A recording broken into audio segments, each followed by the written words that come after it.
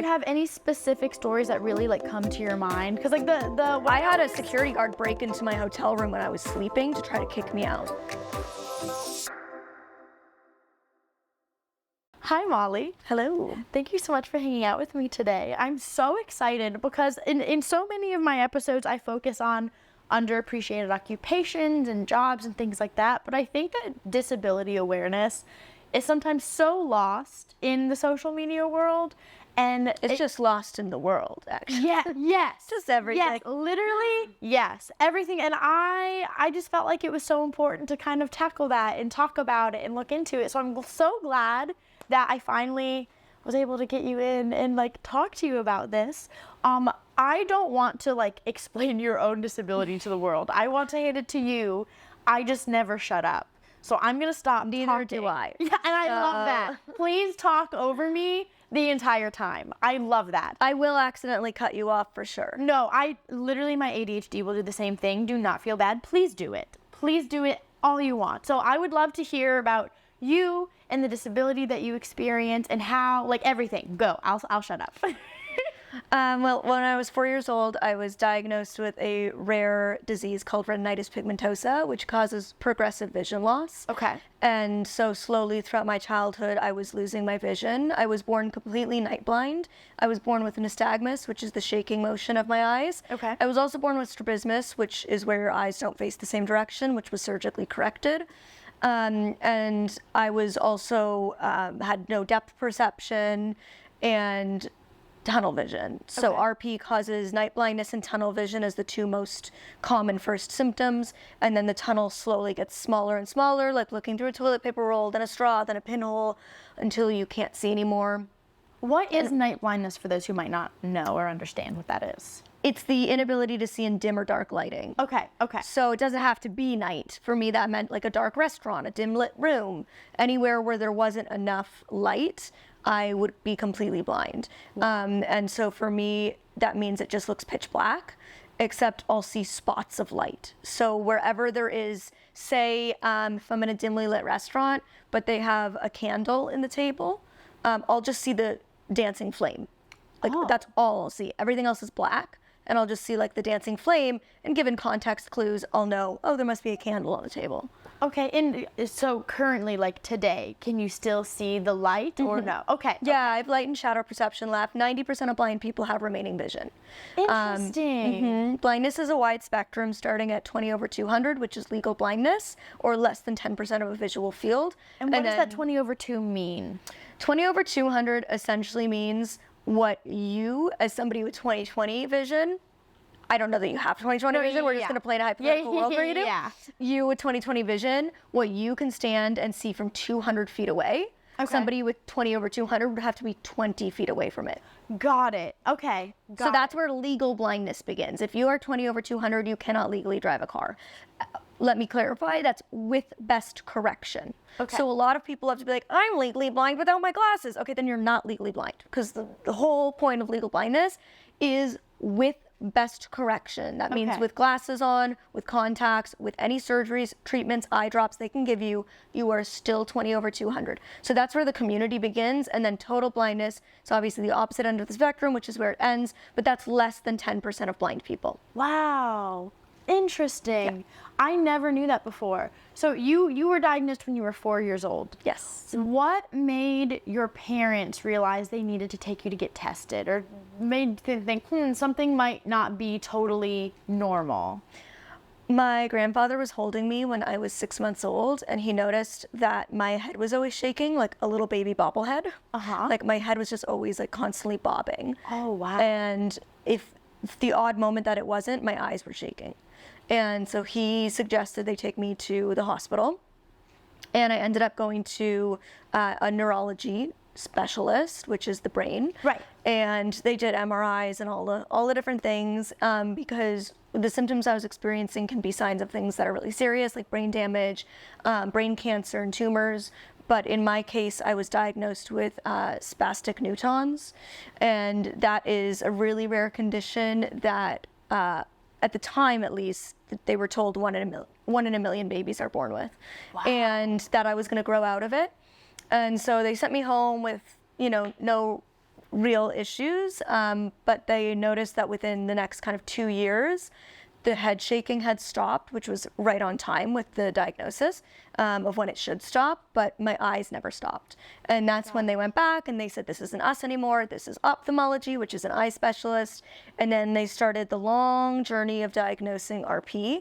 And it was long because they called my diagnosis a dramatic diagnosis, because I did have spastic neurons. I did have strabismus. So they were diagnosing all of these things and thinking that's the full picture, but because I did have that. But I also had this, that, and the other. And so it just made it a bit complicated. So it was when I was almost 5 years old that they finally got the full diagnosis, which included the RP, which is the most significant disease that caused the actual vision loss. Interesting. Okay, so then they finally painted a full picture when you were 4 years old. So once you finally got answers, because that must have been, especially for your parents, I know that you were young, you probably didn't really understand everything that was going on, but that must have been so relieving, at least like for your mom, to really get answers and figure out what was going on. So I think yes and no. Like, it was kind of the worst case scenario. Like, that was like, no parent wants to find out. You want to find out that, like, oh, your kid has this thing that we can treat. You don't want to find out your kid is going to slowly go blind for the rest of her life and there's nothing we can do. So it was definitely, I think, years of grieving. My parents had to grieve the loss of my vision and the child they thought they were going to have and the life they saw for me, and have to navigate being the parent of a disabled child, which, you know, there's no real handbook for parenting, but at least there's a few more parenting books than there is for raising a child who's going blind. There's none that I know of for that. So it was a lot to navigate. And I have an older brother, so, you know, they're trying to raise two little kids, all while navigating this new medical diagnosis. Interesting. So obviously, I have so many questions. My ADHD is just kind of going absolutely insane right now. So I'm sure that just kind of changed everything. What are some of the things that it changed when approaching, like, going to school for you? Like, that's the one thing that I think of, you know, as a teacher, because I actually I student taught at a school that had the largest program in the county for students who experience blindness. So I had a student who every single assignment was brailled, every single everything, there were accommodations, and it was such I loved I don't want to say challenge because I feel like that has a negative connotation to it, but I love how it challenged me as a teacher to be as inclusive and as accommodating and aware of, like, okay, what is something that the other kids are doing that I can make sure that I don't want to say her real name on camera or anything, but Sally still gets the same kind of education, gets the same kind of attention, that she doesn't feel like she's missing out on anything. So as a teacher, like, I feel really lucky to know that I got to experience that and create such an inclusive environment for someone experiencing that kind of disability. What did school look like for you? Like, how different was it? Or did you have really accommodating teachers? Did you get to do some of the same things as the other kids? School was a nightmare. Oh no. It was awful. I moved schools 5 times. Wow, what happened? I, number one, was very badly bullied because I was the very easy target. You know, kids look for who's vulnerable, and being disabled, I was obviously vulnerable. And it's always funny because, like, people are seemingly, like, shocked anytime they find out a disabled person got bullied, which, spoiler, a majority of us were bullied growing up. And we're like, what do you mean you're surprised? Like, kids aren't taught about disability. They're not taught. There's, like, especially our generation, like, we didn't grow up seeing disability in TV shows. We didn't grow up seeing disability in books. And when you do see a disabled person out and about in the world, and you point or look or stare or ask your parent a question, they're like, shh. Yeah. And so what you are taught is that's different, that's wrong, that's bad, ignore it. And so that translates to a majority of disabled kids end up getting bullied because we're different and they don't understand and nobody's giving them the answers. And so I was really badly bullied. And then on top of that, the education system is built for visual learners. Yes. Shockingly, I'm not a visual learner. Yeah. So it's really difficult. And with my level of disability, I qualified for 100% support, which means 50% of the time I had an EA or educational assistant sitting next to me, and the other 50% of the time I had a vision itinerant. The EA is more of a general support. They'll support kids with a variety of different disabilities and don't have specialized training for one in particular, whereas a vision itinerant is a step above where they are specifically trained to teach blind students. That means they know Braille, and they're in charge of really working with the classroom teacher to accommodate and adapt lessons or assignments that might not be accessible to the blind student. So, you know, obviously I had accommodations, like I got to write with black marker because I couldn't see pencil. I had buff colored paper because white colored paper hurt my eyes. My vision itinerant or my EA would write on a whiteboard because I couldn't see the chalkboard. So all things like that. I was exempt from a second language credit, which in Canada where I was raised is French, because I was learning Braille during that period. So things like that. Like I had lots of accommodations in that sense, but that doesn't make it easier when you're actively being bullied, when also when your needs are constantly changing, because my vision loss was progressive. And so that meant what worked for me 6 months ago might not work now. So now we all have to accommodate and we all have to adapt and figure out how are we going to make it work now. And I was not only trying to navigate a challenging social life, which is hard because I'm very bubbly, I'm very extroverted, I'm very social. So I wouldn't stop putting myself out there, even though I kept getting shut down. So I was trying to navigate that. I was trying to navigate progressive vision loss. I was trying to navigate changing schools. I was trying to navigate having different teachers, different EAs every single year next to me. Trying to navigate my own ever-changing reality. Like, it was a lot to deal with at a very young age. Absolutely. And it made school very hard, which is why when I graduated high school, I said, nope, I'm not going to university. Done. Not doing it. When I graduated high school, I didn't go to my graduation. I didn't get a school yearbook. I didn't do any of the like seniors only things. I was like, no, I don't care about school. I will finish and I'm done. I'm not like. That's so devastating. So there was never a time in your schooling that it ever let up, or that it ever got easier, or that people were ever nicer? I had years that were easier than others. I had one really good year, grade 7. I went to a new school. And I had a great year, and then the next year was terrible because I lost my vision. So then I lost all those friends that I had made and started getting bullied again. I had to change schools the next year again for grade 9. That's when I went to a school for the blind where all the students were blind and all the teachers were obviously specially trained to teach the blind. I was there for 2 years, and then for grade 11 and 12, I transitioned back to a school where I was the only blind student, and we had 3,000 students, 2 campuses. So I had like lots of different experiences. Wow, I'm so sorry about that. I think the reason that your experience shocks me so much, and I don't know if it's just the area that I was in, or if it's because I taught the older kids, like the much older kids, so like they have a little bit more social awareness. But I'm hoping I'm just not ignorant, which is very possible that I am. But I just saw so many kids like help. I had a blind student, I had a deaf student, and then I also had I had another one I cannot remember. But I had a student who, due to, mental emotional trauma, went mute.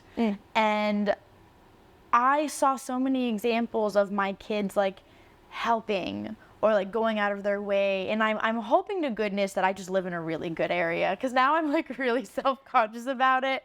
But I even remember there was a time where my student who wouldn't mute, there was a substitute, like the one day I ever had a substitute, and the substitute for whatever reason never looked at my IEPs, never looked at anything, and kept asking the student a question. And he started panicking, his face started getting red, and he would not answer the sub, and the sub started yelling at him about it.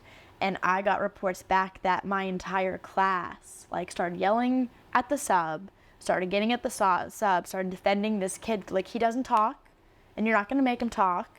And like they really stuck up for him. And so I'm really hoping that he had that experience more often, that he felt that kind of support from his peers on a general basis.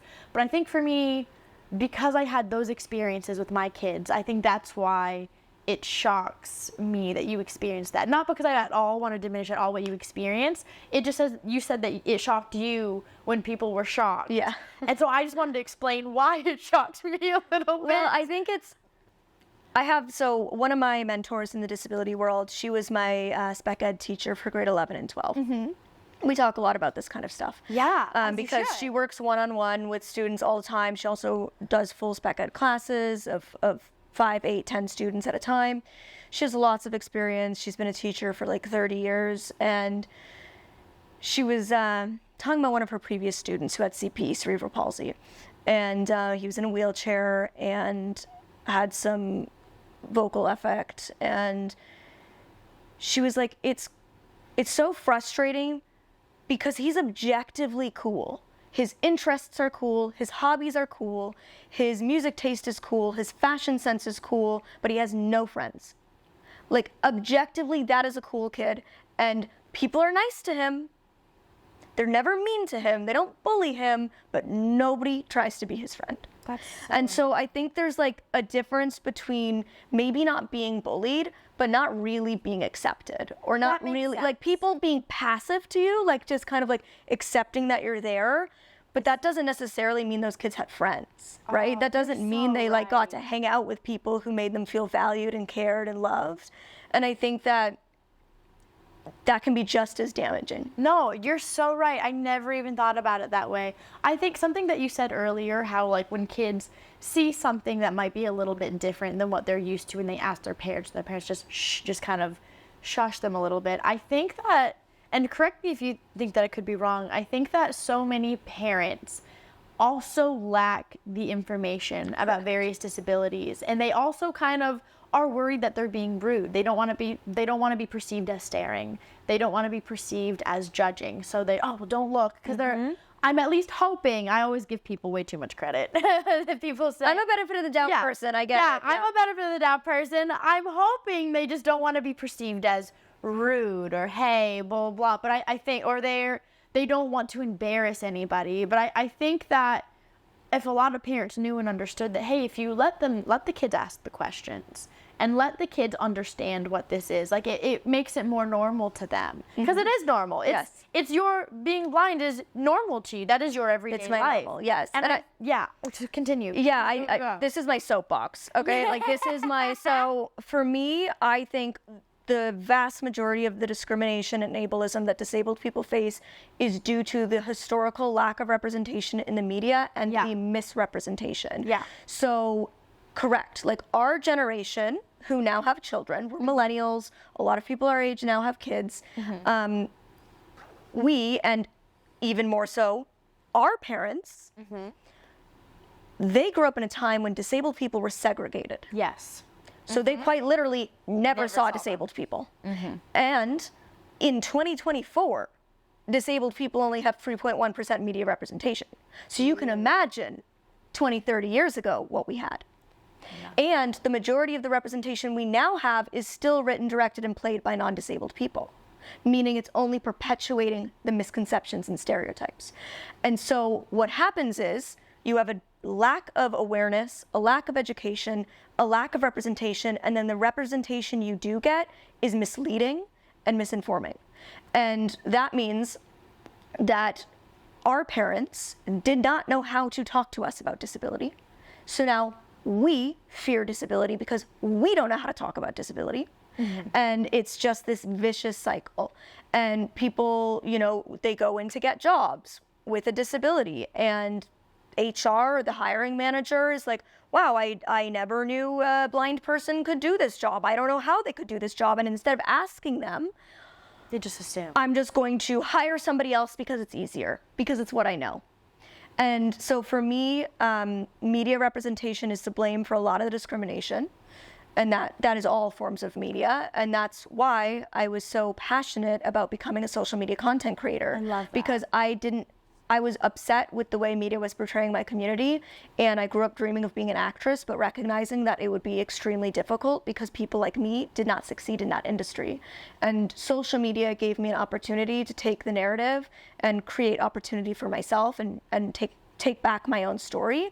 And I can't represent an entire community, but I can represent myself as one person within the community. Absolutely. And try with my voice and platform to uplift other voices in my community.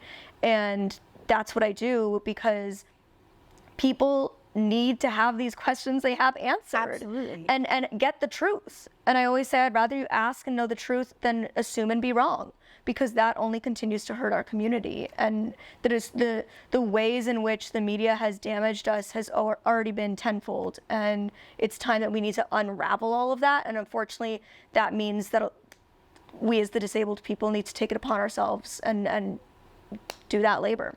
So then I have a few questions for you to help educate people who might be listening, some things that I think that you might be able to teach them today. So like first things first, when it comes to students who are interacting or might go to school with someone with a disability, like what is like one or two things that you wish they knew about you when you were a kid? That's something that you might be able to teach students now on how to better understand or interact with their disabled peers. That beyond the fact that Tommy doesn't have a left arm or Vanessa can't hear, they still probably like the same musicians as you, the same shows as you, the same food as you. Like, we're normal people. And that's a lot of my content is around, it's like part educational and then part normalization. So I make videos where it's like 10 things not to ask a blind person, or 5 things you didn't know about guide dogs. But like equally, I just make normal fashion hauls and stuff like that, because I want people to see that I am just a normal person who does things slightly differently, and I deserve to be treated and interacted with as a normal person. And as long as you're asking questions respectfully, you can ask the questions. Yeah. So then that comes to my next question, because we just talked about how some parents, I feel like, don't know how to ask or go about educating, and instead it just kind of comes to the shh, like kind of issue. How would you encourage parents to go about this? There is so much free educational, entertaining content by disabled content creators out there for you to educate yourself. I love that. And then you can pass that education down to your child, because I really believe that if we can get to children while they're young and normalize it for them, we will raise a generation that does not discriminate against disabled people. Because we as a minority community are lucky in the sense that we are one of the only minority communities, if not the only minority community, who isn't discriminated against out of hatred towards us. We're discriminated against out of ignorance. Yeah. So all we have to do to combat the ableism and discrimination we face is educate. And if we can do that from a young age, then we can completely change the narrative and completely change the reality for disabled people. And that's the world that I want to see. And that's the world that I'm fighting for. And I'm seeing it. Like, I've been on social media for a decade. And when I started 10 years ago, we didn't have disabled creators. There was thriving communities of all different types, but we did not have disabled creators. And it was just me and 3, 4, 5 others around the world with disabilities making content, none of us doing it successfully, just trying to like create a community. And now 10 years later, it's thriving. There are so many disabled people creating content, and we're not a monolith. Like, right, just because I believe in something as one disabled person doesn't make that true. And that's why it's important to seek out different voices and different perspectives. And so I think there's no excuse. There's so much great free resources out there nowadays to consume and unlearn and relearn. And I really feel like I'm seeing it in that 10 years ago, all I would hear when kids would ask questions, Mom, why is there a dog in the grocery store? Was shh. But now I'm actively starting to hear parents, 5 times out of 10 be like, that's a guide dog. He helps her because she can't. And I'm like, yes, we're getting there. I received so many stories from people who experience disabilities who utilize guide dogs about times where they went to the store and people gave them a hard time about the dog, or felt like they didn't need a guide dog or anything like that. And I have a couple stories that people sent me that I will definitely tell because they wanted me to share them. Have you had any of those experiences at all?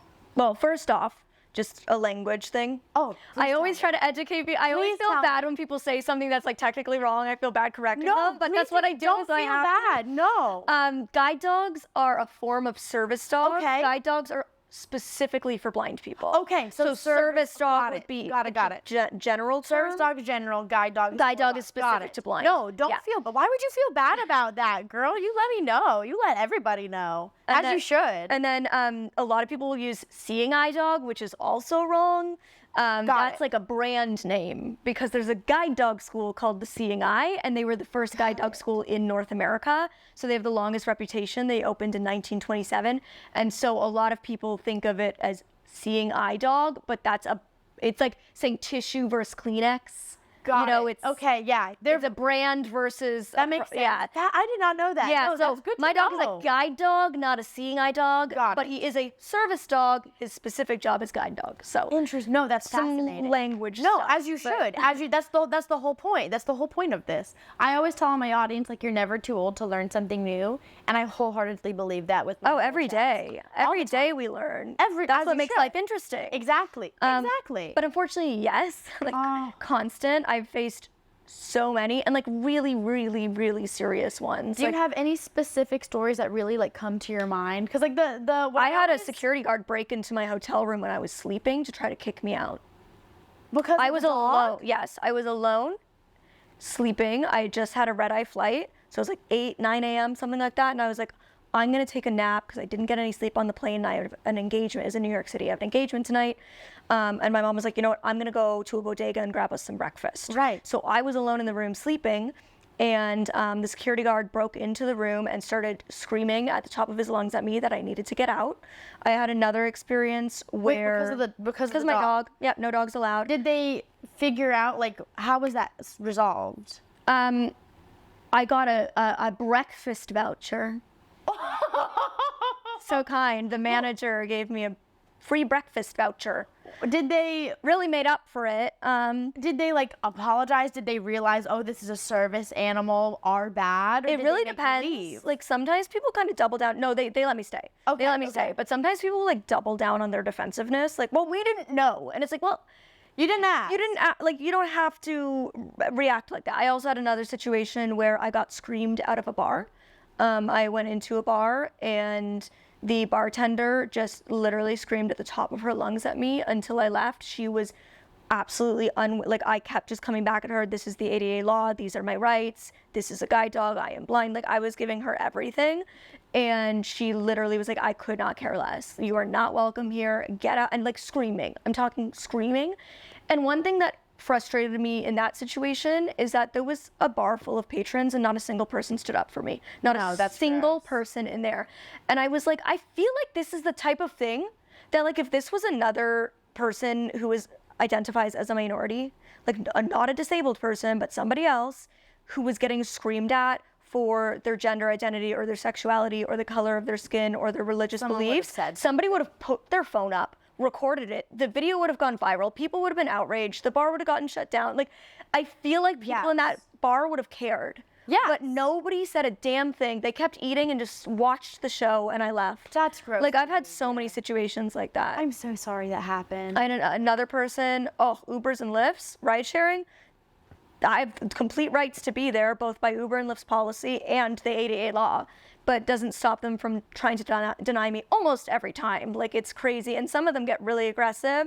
This one guy, it was really funny. He was threatening to call the cops, and I was like, that's fine, it's illegal. Like, you're in the wrong, so go for it if you'd like. And instead he called his wife. And I was like, ooh, big tough man.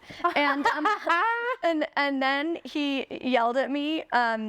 I'll use the subtle way, but he used the full words. F my D.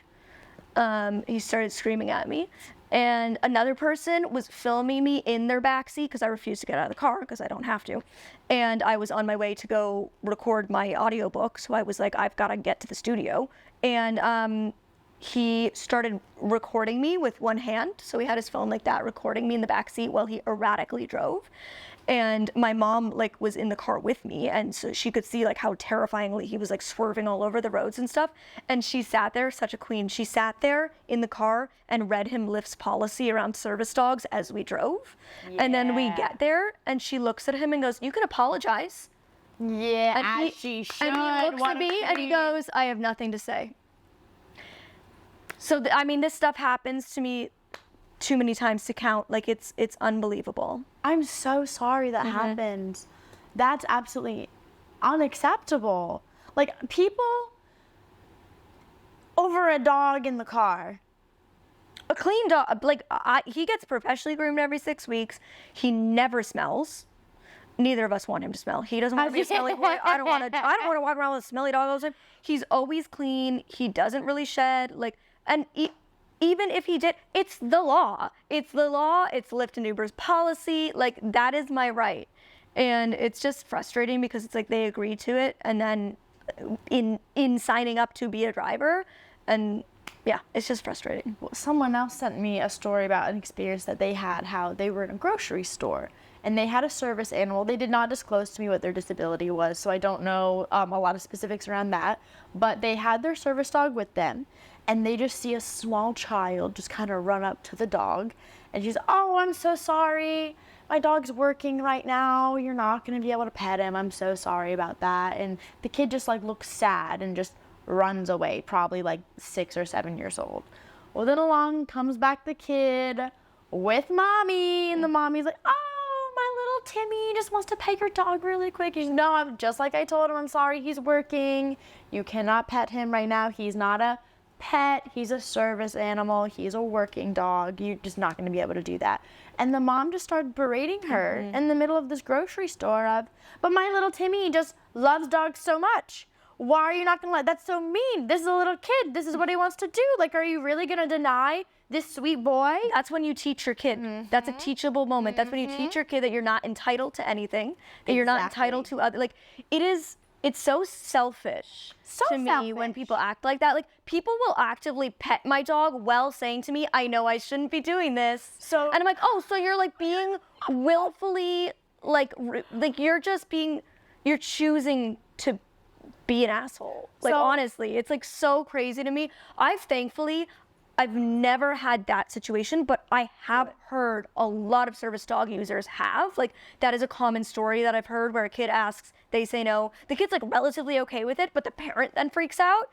I feel like I'm sure it's just a matter of time before I have that experience, though I'm shocked that 17 years in, I haven't. I just seem to get denied by everything. Oh, you know I'm talking about you, Babaroo. He's Hey, my so loves. good boy. My love. He says, Mommy, these are sad stories. I'm so wonderful. I wasn't going to tell you this because I didn't I didn't need the praise or anything like that. But because we're talking about it, when we were at the YouTube dinner the other night, I actually saw someone go up and pet your dog, but your mom was not right next to you, so she did not see. Can I touch him right now? Let me take your harness off. I don't want to touch him if it's not okay. Okay, there you go. You've been good. There you go. Oh, happy tail. now he's not interested. Oh. I'm like, he's putting his nose in my lap. I don't know if I should just ignore him or not. The bum scrunchies. He loves a bum scrunch. But so I saw someone go up and pet him, and your mom was not there, so I just kind of walked up behind them after, and I was like, hey, that's a service animal. You probably shouldn't do that again because he's working right now. And I wasn't going to tell you because I didn't want you to I didn't need the attention about it, but like, I just wanted to let you know that people got It your happens back all even the if you don't time. know, Yeah. that people are looking out for you. Well, if thank you. Need you. it, you're welcome. Yeah, so many times, like I won't even know people are petting him. Yeah. You know, and also, honestly, like, I've been a guide dog user for 17 years, and I've dealt with so much denial, mostly in the past 8 years, I would say. In my early years of having a guide dog, I would get denied every now and then, but not the way I do now. And I think there's 2 reasons for that. I think number one, the increase in fake service dogs, which again is just entitled so people gross. who think So that gross. their need to have their pet with them all the time supersedes my need as a disabled person to like live a life with my dog assisting me. So they're like actively harming our reputation, and now people just are like, every dog's a fake dog. Yeah, so I think that's one of the reasons. And then I think the other reason is, you know, in my early years, like I got my first dog at 13. I lived in a small hometown. I went to the same places a lot. Like it wasn't, whereas now, like I travel all over the world. I'm in big cities. I'm always in ride shares. I go out to restaurants all the time for like whether it's work meetings or engagements or because I hate cooking. You know, so I think I just am always out and I'm always in new environments. So I think that's part of why I deal with more denials now, but it's interesting because it's like this thing that once only helped me now helps me so much in a way that is still worth it, but also hurts me in that I'm constantly having to advocate for myself. And 17 years into it, I'm so exhausted. I'm so burnt out from it. Like, I used to be that person where every time I'd get denied or every time I'd be questioned, I would be like so polite and I'm a people pleaser at heart, unfortunately. And so I would like smile and educate, and I'm at the point now where I literally just go into fight or flight. I get so anxious. I go into just complete fight or flight. My heart races, I start sweating, I get angry, I get emotional, I get tearful, because I've just had my human rights denied so many times just trying to live. And I'm just exhausted from it.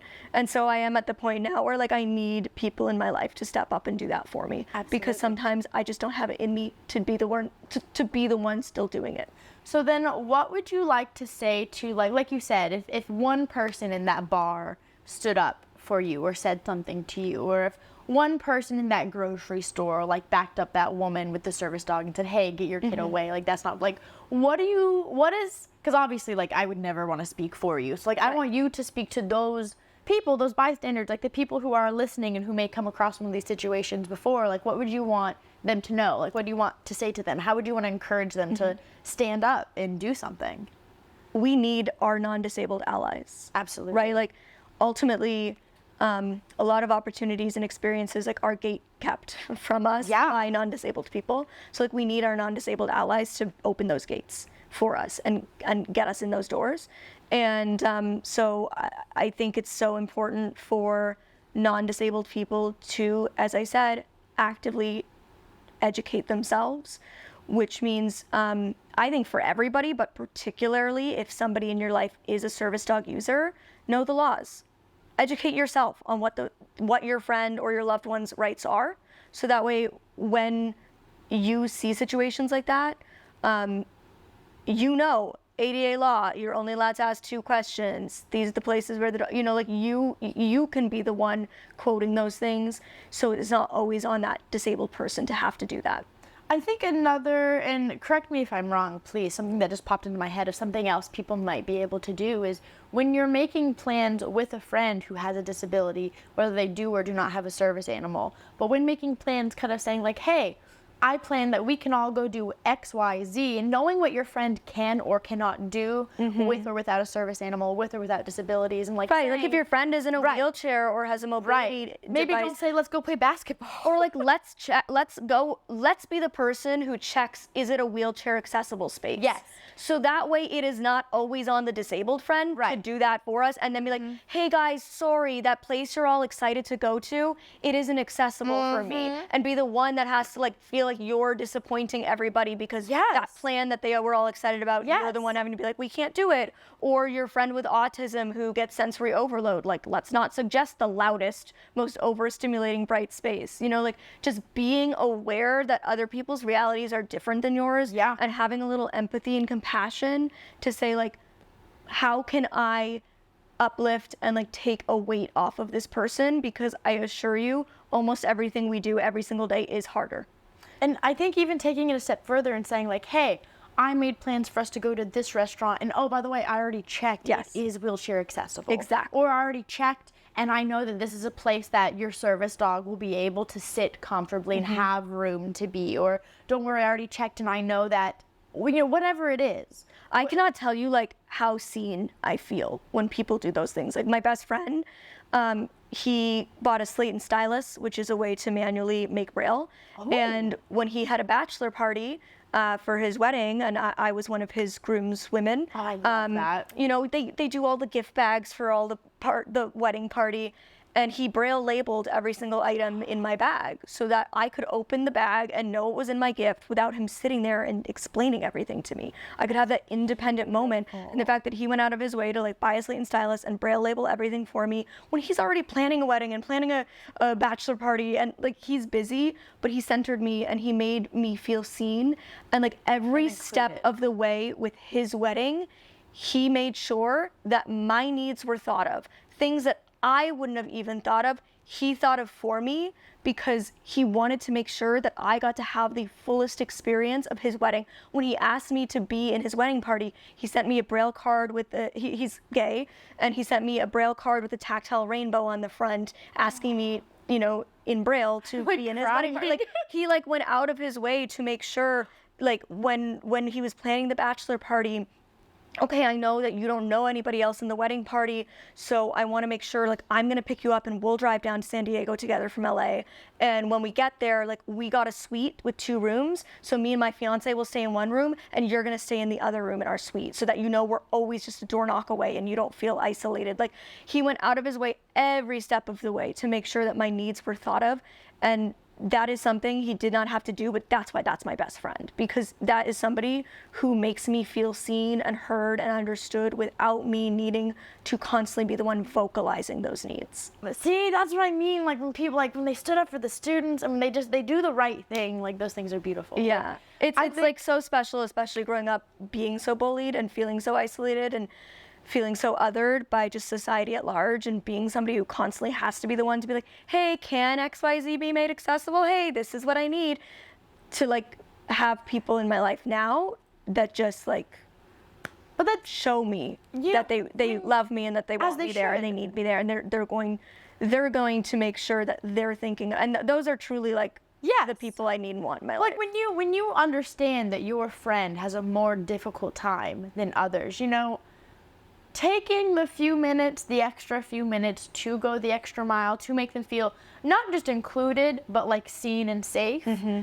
Like, if you're not willing to do that, you're not really their friend. Yeah. Like, I would much rather have 3 or 4 friends who are like that than have a group of 10 or 20 friends. I think that's a general rule of adulting, that's way, way better. Yeah. Absolutely. Well, I'm, like, blown away. That was so emotional. I loved it so much. Are there any last minute thoughts or anything that you want to say to other individuals who might experience blindness or any other disabilities, or anything that you want to let people without disabilities know of other ways they can be helpful? Like, anything that you would want to end on? I'm trying to think how to word it. You are whole and good enough as you are. I love that. Because I grew up feeling like I wasn't good enough unless I was able to see again, unless I was cured. That I was the problem, I was the burden, I was broken, I needed to be changed, healed, fixed in order to fit into society. And none of that is true. And all of that just serves to harm you. And the reality is that you are not the problem, you are not broken, you do not need to be changed. The world needs to be changed, because we are all valuable people. All of our experiences are valid, and the world needs to fit you. You don't need to fit the world. So don't feel like it's on you. Your disability is a part of you, and that's okay. I am who I am because I'm blind. It is not all of me, but it is a core part of me that affects every single thing in my life and has impacted every part of who I am. And I'm proud of that.